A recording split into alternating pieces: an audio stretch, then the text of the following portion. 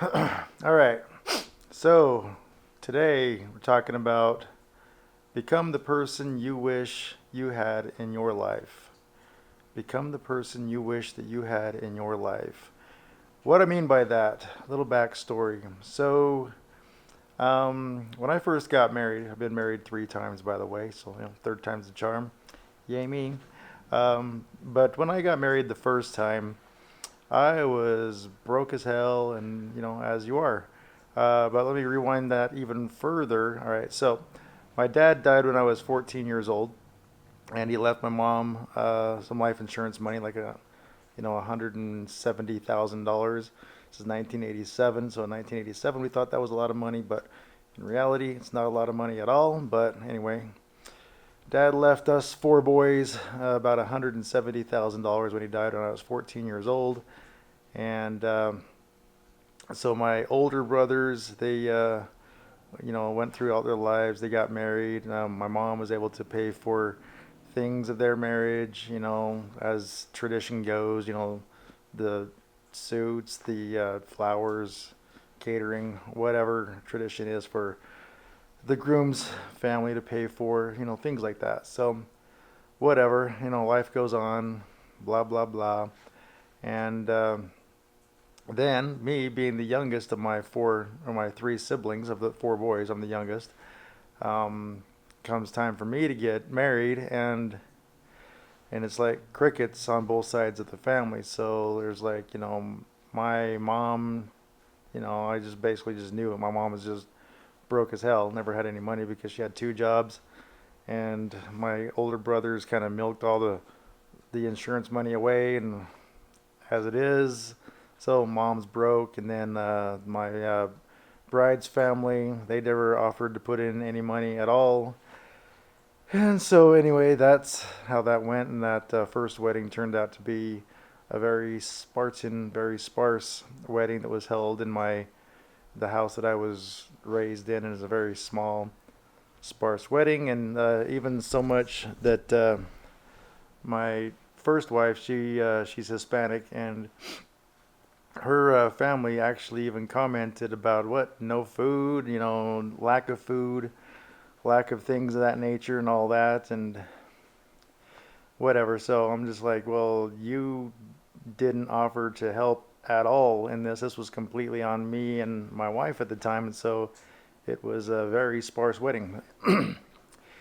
So anyway, that it is what it is. Life goes on. You get divorced, you get married 3 times. You know how it is. Marriage is only something you do a few times in your life. But this time, I'm happy. Everything's good. I have my kids are grown adults now, and so flash forward to last October, and my son gets married, and my son was paying for the majority of the wedding out of him and his wife's pockets, and they're got decent jobs, both of them, and they're doing pretty good. So I texted my son, and he said that yeah, everything's going good, just having trouble, getting the last of these vendors paid and whatever. And I said, so how much money do you need? He said, oh, like $6,000. I'm like, all right, cool, whatever. I didn't say anything after that point. But anyway, I scraped together, $6,000 and dropped it into his bank account. And him and his wife were blown away. They're like, holy crap, that's amazing that, I was able to do that. And so their wedding was a fantastic, storybook wedding. It was great, you know, whatever, fantastic. Couldn't ask for a better wedding. And I was able to pay myself back that $6,000, and everything is fine. And then life goes on again. And then this last August, my youngest daughter, who's 24 now, she and her boyfriend slash fiance, or they have an apartment together, and all that. And so the time comes where the the boyfriend comes and asks for my permission to marry my daughter, and super awesome, super chivalrous, and old fashioned, and I loved it. It was great. It was a good conversation with him. But I offered out of the get go, like, I'm willing to give you $6,000 towards your wedding. And it just like kind of took him back. He's like, whoa, like he was surprised that I was able to offer that much money to help fund their wedding, the $6,000. So anyway, as it goes, I have the $6,000 together, ready to go for their wedding, and just waiting for the time I need to pull the trigger to drop it into their account to pay vendors or whatever they're doing for their wedding. So got the daughter's contribution, my contribution to my daughter's wedding paid for, and all is well.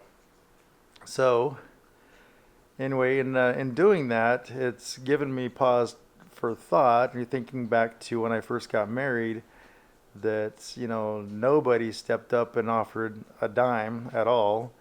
It was all on me and my wife at the time, and super frustrating. And now I realize, like, I wish that I had someone like me in my life at that time that was able to just step up and say, hey, I'm willing to do this for you guys for your wedding, and not have to beg or ask or grovel for any kind of money or any kind of support or anything like that, because God knows that everybody hates asking for money. Like, everybody, doesn't matter. It's always an awkward conversation, and it's just everybody wants to avoid the conversation of having to ask anybody for any kind of money or anything like that. And so, it's like there's always that cliche saying, like, let me know if there's anything I can do to help, and somebody is in a crisis situation. The cliche thing to say is, let me know if there's anything I can do to help. No one's ever going to ask you for anything to help. Even if they do need it, they're just not going to, because everybody hates asking for help. It's just human nature. Instead, it should be that if you have the means and know what is needed in a scenario, just do it. Step up and do it. Just provide the help, provide the resources, whatever. Just freaking step up and do it. It'll be much more appreciated, and it's not an awkward scenario for either party. So kind of the same thing with me is, I wish that one or both sides of the family, when I was getting married the first time, would have stepped up and said, hey, I'm willing to offer $500 even. I'm willing to offer $1,000 to help with your guys' wedding, whatever. I wish that would have been the scenario when I first got married, but it wasn't.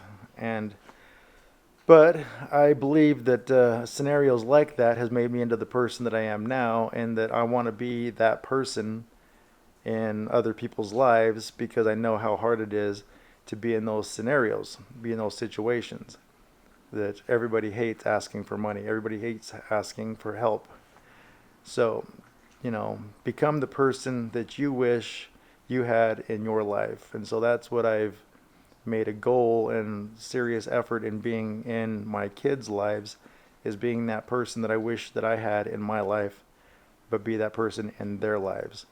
And I think it's going pretty well. My son and his wife were completely blown away by my offering and my donation.